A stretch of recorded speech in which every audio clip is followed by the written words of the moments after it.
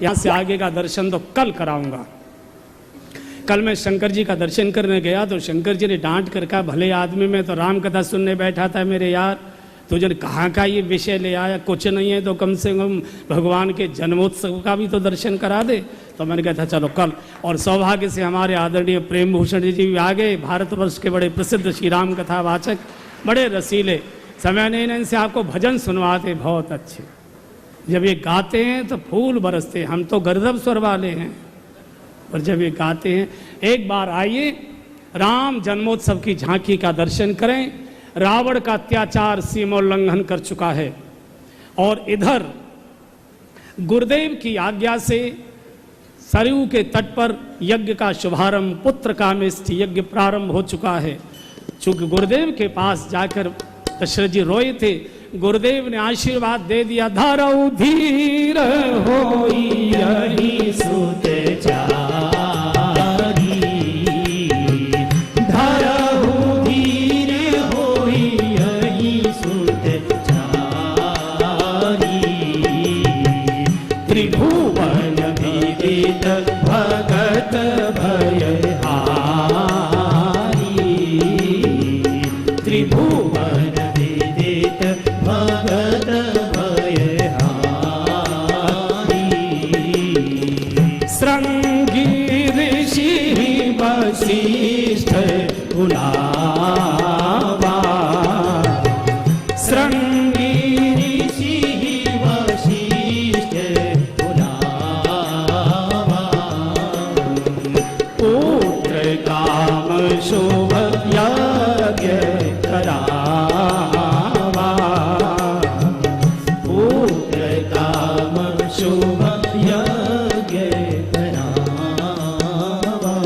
यज्ञ संपन्न हुआ। यज्ञ नारायण प्रकट होकर प्रसाद देते हैं, महाराज लीजिए मनोरथ पूर्ण। और वो प्रसाद तीनों महारानियों को वितरण किया। तीनों महारानियां गर्भवती हो गई।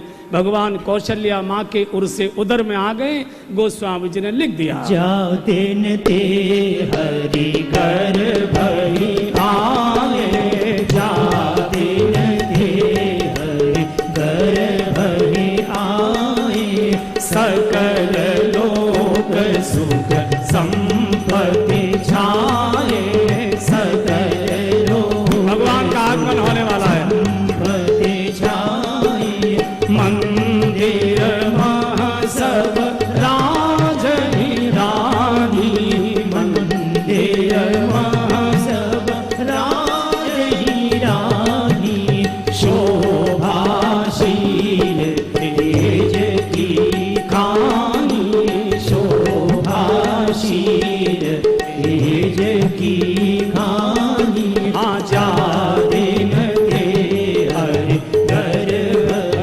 आए। जिस दिन से भगवान माँ के गर्भ में आए हैं, रिद्धि सिद्धि की नदियों में बाढ़ आ गई। ऋतु और कुर्तु काल गत त्यागी, सब तरफ हरे राम हितला, सृष्टि का नियम टूट गया।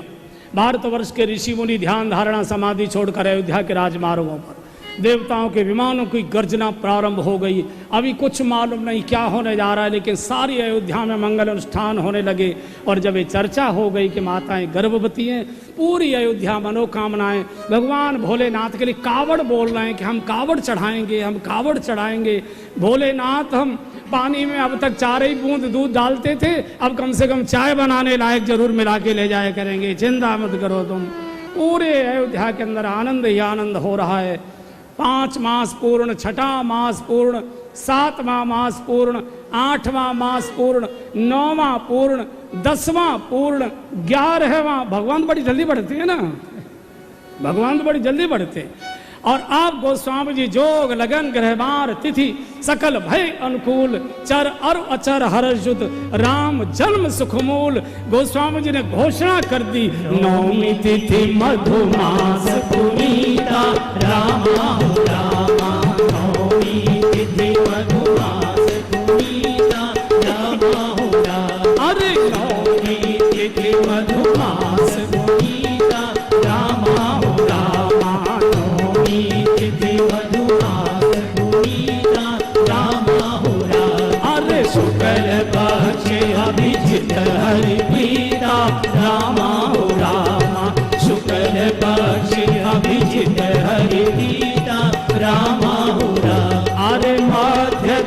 दिवस अति शीतल घामा हो रामा, रामा वध दिवस अति शीतल घामा हो रामा, रामा पावन काल लोक में श्यामा, रामा हो रामा पावन काल लोक में श्यामा, रामा हो राम हे जी रामा हो राम हे जी रामा हो राम हे जी राम हो राम। घोषित कर दिया चैत्र मास की नवमी मंगलवार का दिन दोपहर 12 बजे का समय लगभग होने जा रहा है।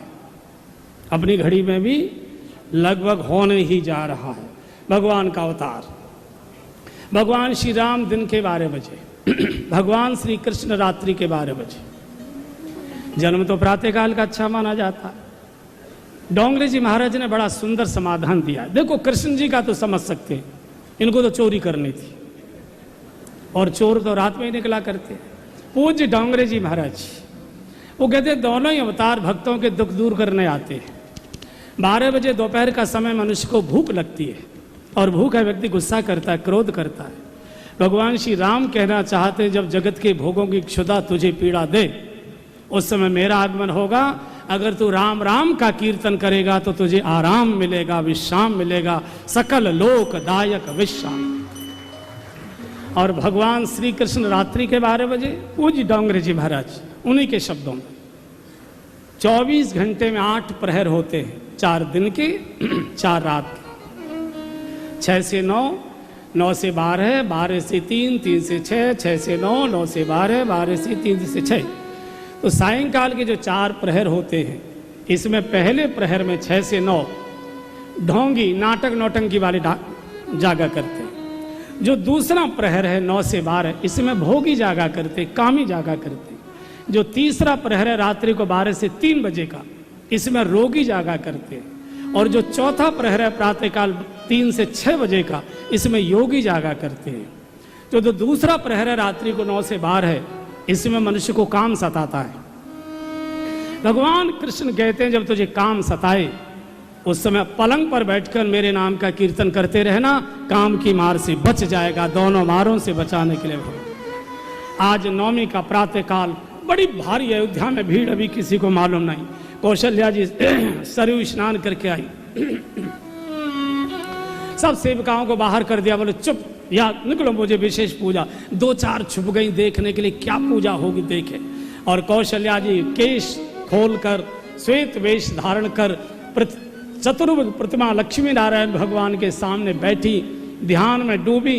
और जैसे जैसे ध्यान में डूबती जा रही हैं माँ की श्वास गति बढ़ने लगी, माथे पर पसीने की बूंदें, रोए खड़े हो गए। पूरे जगमोहन में नील वर्ण का दिव्य प्रकाश, पूरे वातावरण में कस्तूरी की सुगंध, घड़ी की सुई बढ़ती जा रही है, माँ की श्वास गति बढ़ती जा रही है। माँ को ऐसा लगता कोई अलौकिक वस्तु प्रकट होने के लिए लालायित। और जैसे घड़ी ने 10 बजाए, 11 का घंटा, 11:30 की घंटी, और जैसे ही टन टन टन टन 12 का घंटा बजा, माँ के सामने चतुर्भुज नारायण प्रकट हो गए। बोलिए चतुर्भुज नारायण भगवान की जय। भाई प्रकट कृपाला स्तुति कमरे में जाकर कर लीजिए, भोजन करके। भूखे स्तुति होती नहीं ना, भूखे भजन न होए गोपाला। तो ऐसा मानस में हमने संतों के प्रेम भूषण जी जैसे जो बड़े संत हैं, हमने इनके मुंह से सुना कि स्तुति आदि करके माँ जाने लगी। तो भगवान कह रहे माँ सुनो सुनो, बोले मैं नहीं सुनती। तुमने कहाँ सुनी मेरी? बोले तो माँ का लहंगा पकड़ लिया। देखो माताएं जानती हैं, माँ कितनी भी ताकतवर हो, हरियाणा की क्यों न हो वो है? अगर उसके बच्चे ने पीछे से साड़ी पकड़ ली, लहंगा पकड़ लिया, तो माँ की ताकत नहीं है कि साड़ी छुड़ा के आगे बढ़ जाए, उसको रुकना ही पड़ता है। ये माँ की कमजोरी होती। तो माँ रुक गई। भगवान ने जब दौड़कर वो लहंगा पकड़ा, क्या बात है कहाँ जा रही? बोले तुम झूठे। अरे मैं झूठा? मैंने क्या झूठ बोला? बोले नैमिषारण्य में आपने कहा था मैं बेटा बनकर आऊंगा और आप तो मेरे दादा बनकर आए हो महाराज। बोले फिर क्या करूं? बोले 4 हाथ अच्छे नहीं लग रहे, मैं कहाँ जाकर ऑपरेशन कराऊंगी, ये 2 हाथ कम करो। भगवान ने 2 हाथ कम कर लिए। बोले अब? बोले थोड़े छोटे बन जाइए। भगवान छोटे हो गए। बोला अब और छोटे हो जाइए, और छोटे हो गए, अब और अरे अब मत कराओ। जैसे गर्भ से बिल्कुल ताजा बालक जन्म लेता ऐसा। ये भक्ति की महिमा देखो, ब्रह्म छोटा होते जा रहा है। बालक बनकर भगवान माँ की गोद में आ गए। भगवान ने कहा तो राजी होगा? बोला हाँ, रूप तो बहुत अच्छा बना लिया और बातें तो बूढ़ों जैसी कर रहे हो। बालक कोई बातें करता है क्या? तो भगवान ने कहा फिर करूं क्या? माँ ने कहा रोना शुरू करो। भगवान ने कहा हम काहे को रोए? हमको तो रोने की कोई जरूरत नहीं, रोए वो जिसको कोई दुख हो, हमको तो कोई दुख नहीं। माँ ने कहा भगवान अपने दुख में तो सारी दुनिया रोया करती है, आप ही तो हो जो दुनिया के दुख में रोया करते हो। जब तक आप नहीं रोगे दुनिया का दुख दूर नहीं होगा, रोइए। भगवान ने कहा अब रोने का भी एक मूड चाहिए ना भैया, अब रोना आ तो रहा नहीं है, अब कैसे रो? तो सुने बचन सुजाना रोदन ठाना। ठाना, ठाना माने रोया तो नहीं जा रहा, वो भी भगवान हरियाणा की मैयाओं से सीख के गए। आपने देखा होगा कि माताओं को कई बार मरे वरे में रोने जाना पड़ता है, अब एकदम तो रोना आता नहीं है और रोना जरूरी है। तो माताएं बड़ी समझदार होती, वो क्या करती हैं, राजस्थान की मैया लंबा घूंघट खींचा और ऐसा हल्ला मचावेंगी पूछो ही मत, और किसी के एक भी आंसू नहीं आते, पूरे घर को अधर उठा लेते। ऐसे ही भगवान ने जैसे ही करना प्रारंभ किया तो सुनिसी सुरुदन परम